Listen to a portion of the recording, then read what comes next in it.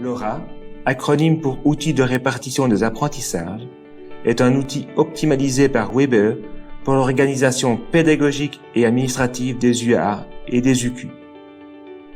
Cet outil, rédigé par cohorte d'élèves, est destiné à l'équipe éducative concernée sous la responsabilité du chef d'établissement.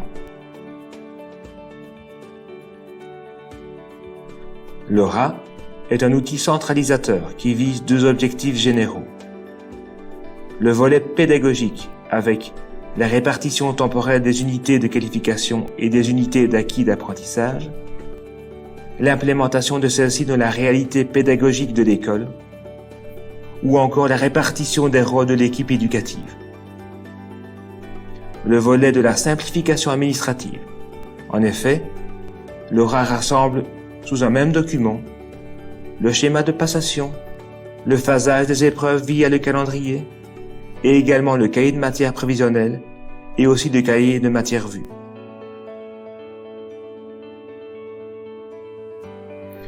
Sous une même structure de réalisation, cet outil se décline en deux modèles selon l'origine du profil de certification, SFMQ ou CCPQ. Il se compose de trois parties. Une large partie commune aux deux modèles, une partie spécifique à chaque modèle, une dernière partie transversale concernant les compétences comportementales. Dans un souci de lisibilité et de simplification administrative, il était évident de vous présenter un outil, certes décliné en deux modèles, mais rédigé dans une même structure. Que trouve-t-on dans cette partie commune?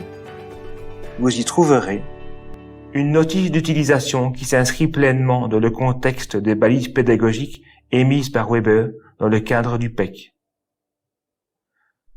Un découpage en deux parties. La première traitant de la délivrance du certificat de qualification, la deuxième traitant des UA hors certificat de qualification et de l'évaluation formative.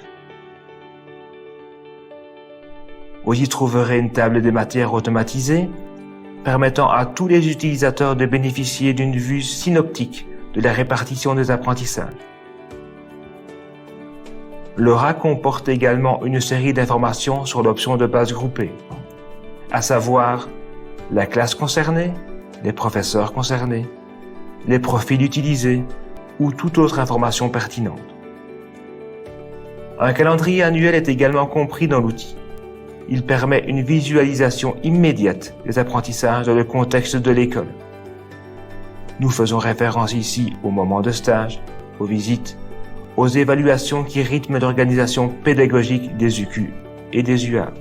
En fonction de la source d'information, nous avons adapté le contenu de cette partie pour qu'il colle au mieux à la réalité du terrain. Outre la numérotation de l'UQ, son titre, son année et sa semaine de validation prévue, qui sont semblables aux deux versions, le vocable et certains points d'attention ont été précisés. Pour les profils CCPQ, un descriptif de la production ainsi que le scénario de contextualisation sont attendus. D'autre part, les termes activité et compétences ont été choisis pour organiser le contenu pédagogique de chaque UQ. La colonne C ou CM permet de distinguer les compétences à maîtriser reprises dans le profil CCPQ. Les autres éléments du tableau visent un objectif de simplification administrative, en rassemblant dans un même document le lieu d'apprentissage, si cet apprentissage doit disposer d'un dispositif particulier, CTA, semaine projet, quel professeur est chargé du cours, et également la période prévue du début des apprentissages indique la date effective de ceux-ci. Pour les profils SFMQ, les compétences principales et les compétences intermédiaires sont incorporées au document de synthèse. Les termes savoir et aptitude ont été choisis pour l'organisation du contenu pédagogique. L'angle de la simplification administrative est évidemment également présent dans cette version. Nous revenons pour sa dernière partie à un élément commun aux deux versions, à savoir l'UA Parcours de l'entreprise. qui a été intégré dans les deux modèles, facilitant ainsi la charge administrative et servant également d'un exemple de complétion de l'outil. Si vous éprouvez des difficultés, n'hésitez pas à contacter les cellules de l'enseignement qualifiant.